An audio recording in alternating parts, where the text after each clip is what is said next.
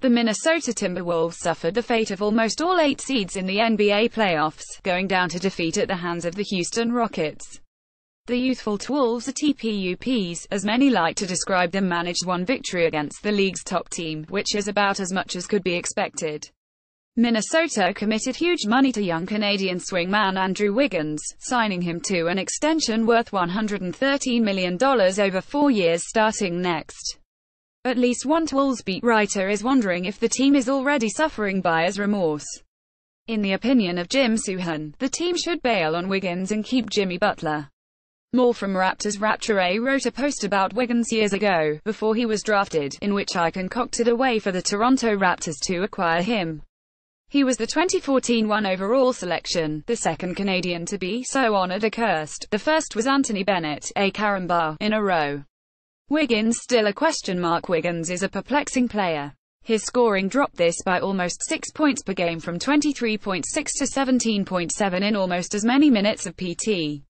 He's 23, and should be taking strides towards becoming one of the league's best two-way swingmen. Instead, he's barely running in place. Even so, there's a lot to like about Andrew, including the fact he's never hurt.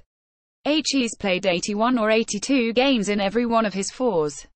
He's still young, comes from a distinguished athletic family, and isn't a problem off the court. All that aside, Minnie has committed huge money. Since Wiggins been with them, they have won one playoff game. The salary cap is barely budging in 2018-19, up $2 million to $101. I suspect Minnesota's front office knows something's got to give.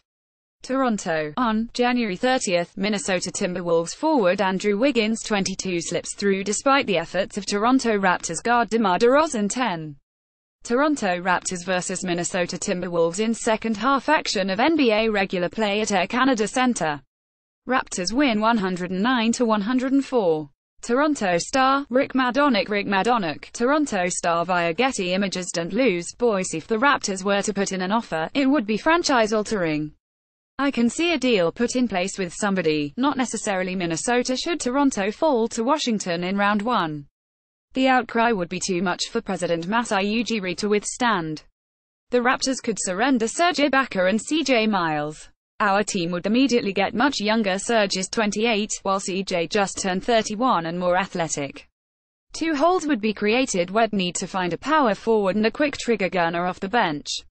Whether Pascal Siakam can step into the starter's job at the 4 spot is debatable, likewise the possibility of Norman Powell regaining his long-distance shooting form. Positionless hoops. Meanwhile, Andrew would need to find a starter's spot. If you don't believe in a classic 4-man like Serge in the small ball era, the problem is easily solved. Our opening quartet is Jonas the Smurfs.